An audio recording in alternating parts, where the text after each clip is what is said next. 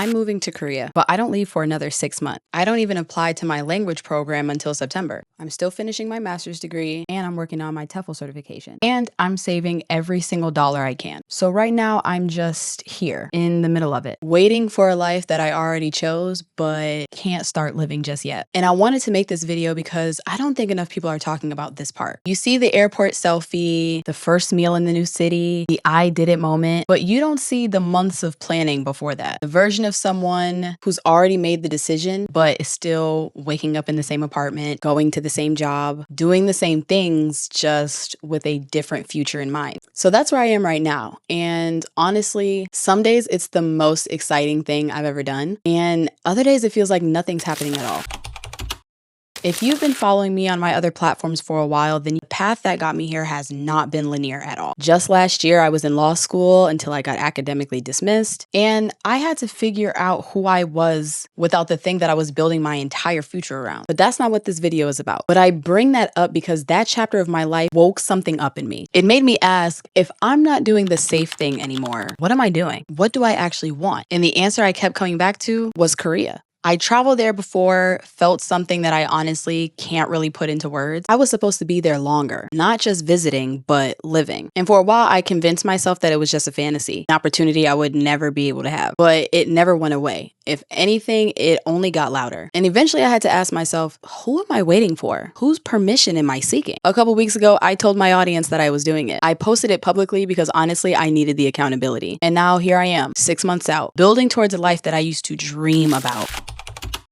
I'd be lying if I said I didn't almost talk myself out of it countless times, and I'm still talking myself out of it. The voice in my head loves to remind me that I'm too old for this, that I should have done something like this in my 20s, that at 30, I should have the house and the picket fence and the car and the career. And it's not just the voice in my head. These are real conversations that people are having with me. What's your backup plan? Are you sure this is practical? What about your retirement? What about your stability? What about your family? And I get it. For the most part, these questions come from a place of love, but they also come from fear. And I've had to learn to hear them without letting them control the decisions that I make. And the other trap is comparison. I see people my age who already live abroad, or they've already been there, done that, or who look like they figured it out 4 or 5 years ago. And some days I spiral into the whole I'm so behind mentality. But here's what I keep reminding myself. Their timeline is not my timeline. The fact that I'm doing this now doesn't mean that I should have done it sooner. It means that I'm ready now.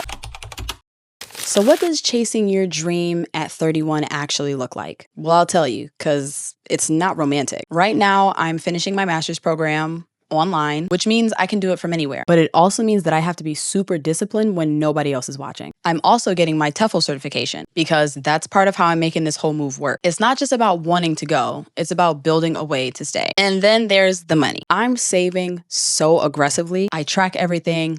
I cut back on a lot, nights out, random purchases, things I used to say yes to without thinking. But I've also kept the things that matter to me. My skincare, occasional coffee because it keeps me sane. I'm not punishing myself on my way to this dream. I'm just being intentional. And honestly, the hardest part isn't the budget. It's the emotional labor. It's waking up every day and choosing the same goal over and over again, even when nothing exciting happened yesterday. It's sitting with uncertainty for months. It's trusting a version of yourself that doesn't quite exist yet. And that's the real work.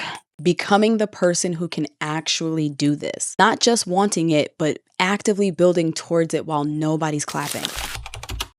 If I could go back and talk to myself a year ago, this is exactly what I would say. It's supposed to feel messy. You're not doing it wrong because it's uncomfortable. You're doing something that requires you to grow. And growth doesn't always feel like confidence. It feels like I have no clue if this is going to work, but I'm going to try it anyway. The waiting is a part of the work. I used to think the real journey would start once I landed in Korea, but I was wrong. The journey started the moment that I consciously made the decision that this is what I'm going to do. Everything since then, the saving, the language learning, the application, the doubts, that's the journey. That's me becoming the person that actually does this.